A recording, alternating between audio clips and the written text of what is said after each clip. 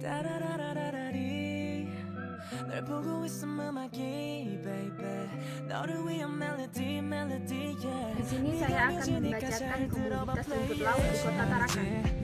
Laut merupakan tanaman yang hidup di daerah pesisir pantai.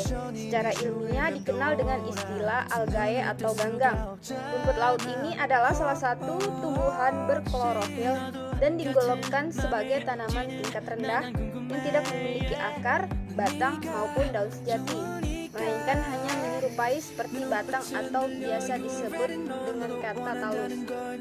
Secara umum, rumput laut di perairan dangkal atau intertidal dan sublitoreal dengan kondisi dasar perairan berpasir, sedikit berlumpur atau campuran keduanya. Umumnya, tumbuhan rumput laut ini melekat pada substrat tertentu yaitu seperti karang, lumpur, pasir, batu, atau bisa juga benda keras lainnya.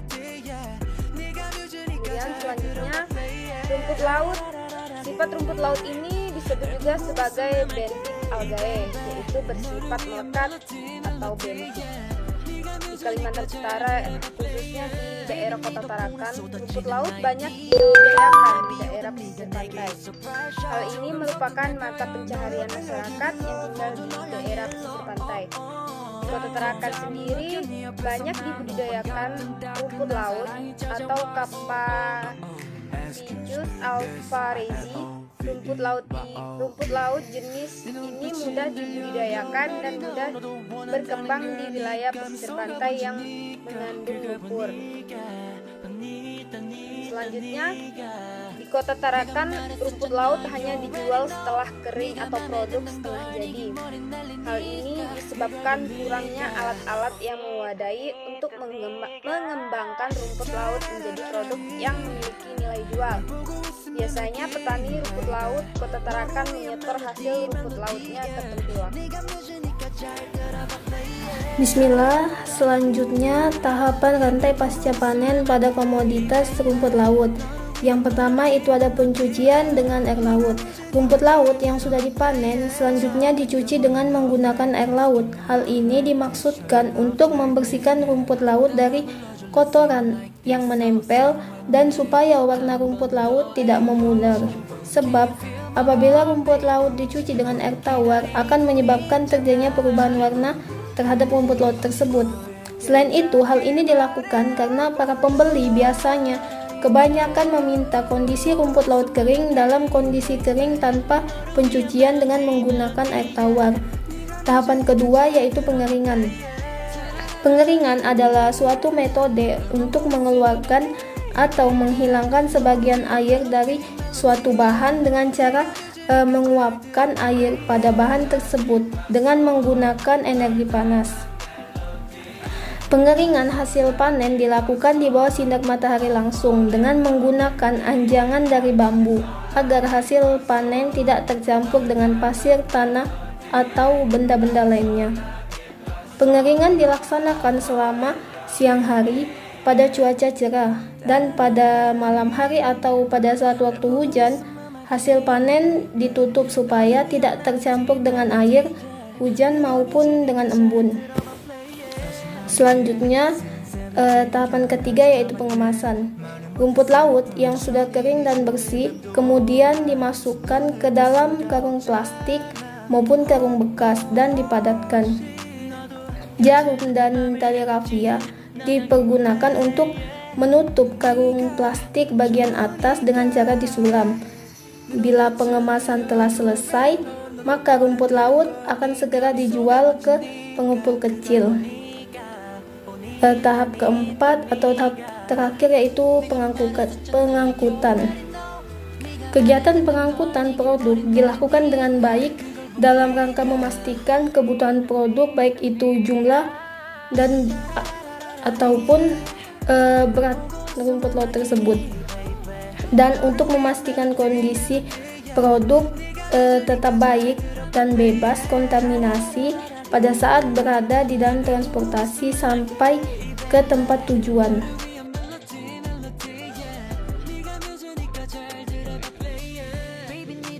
쏟아지는 아이디어 가뭄에 비오던 네가 내게 있어 pressure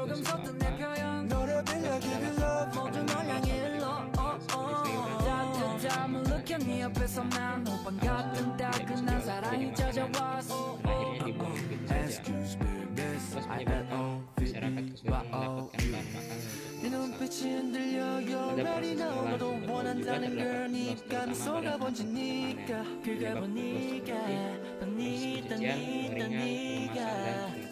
내가 말했었잖아 You already know Dan 네가 perhitungan 맘에 ulos 드는 pada 걸 pasca 네 긴 panen. 머리 날리니까 그걸 Pada tahap 보니까 pencucian dengan air laut ulos sebanyak 6%. Pada tahap ini terjadi ulos karena pada proses pencucian yang dilakukan berkali-kali sehingga menyebabkan adanya beberapa rumput laut yang bergeser terjadi antara rumput laut dan samudra. Kemudian pada proses pengeringan terjadi ulos sebanyak 6%. Pada tahap ini terjadi ulos karena pada saat proses pengeringan di perairan bambu terdapat beberapa rumput laut yang terjatuh ke permukaan tanah sehingga menyebabkan kehilangan hasil pada proses pengeringan. Rumput laut yang terkena tanah dan benda-benda lainnya tidak dapat dijual lagi sehingga rumput laut tersebut harus dibuang agar tidak rusak. Kemudian pada proses pengemasan, ulos terjadi pada pengemasan sebesar 9%. Pada proses pengemasan terjadi ulos ini dapat disebabkan pengemasannya menggunakan sudah tidak layak pakai sehingga dapat mempengaruhi isi dari kemasan sehingga beberapa rumput laut menjadi rusak dan menyebabkan kemudian pengemasan. Ulos pada tahap ini mencapai 50%. Hal ini disebabkan karena pada saat pengangkutan terjadi penumpukan rumput laut yang telah dikemas sehingga dapat menyebabkan ulos karena merusak rumput laut yang telah dikemas. Baik, di sini saya akan menjelaskan mengenai tahapan apa saja yang dapat dipangkas atau dimodifikasi untuk menekan angka proses pada tahap pasca panen rumput laut.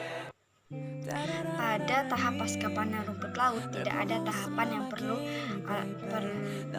dipangkas, melainkan dapat dimodifikasi untuk menekan angka food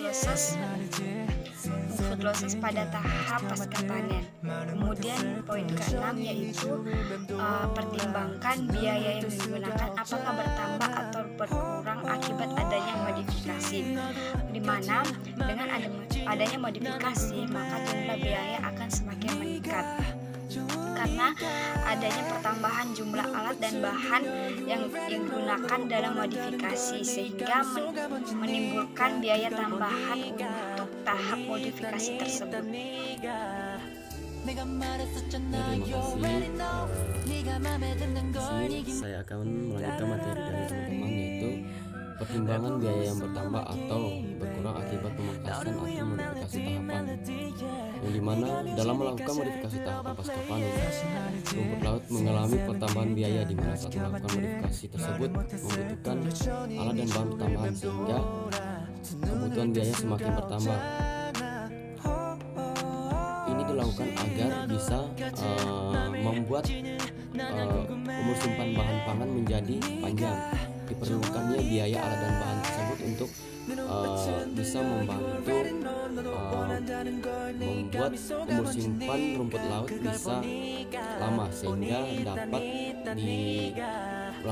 dilakukan pengemasan yang baik sehingga menyelamatkan produksi bahan pangan yang berlimpah dan juga bisa mencegah kerusakan nutrisi atau gizi bahan pangan rumput laut karena itu adanya modifikasi tahapan tersebut agar bisa menjaga rumput laut bisa sampai ke konsumen dengan baik.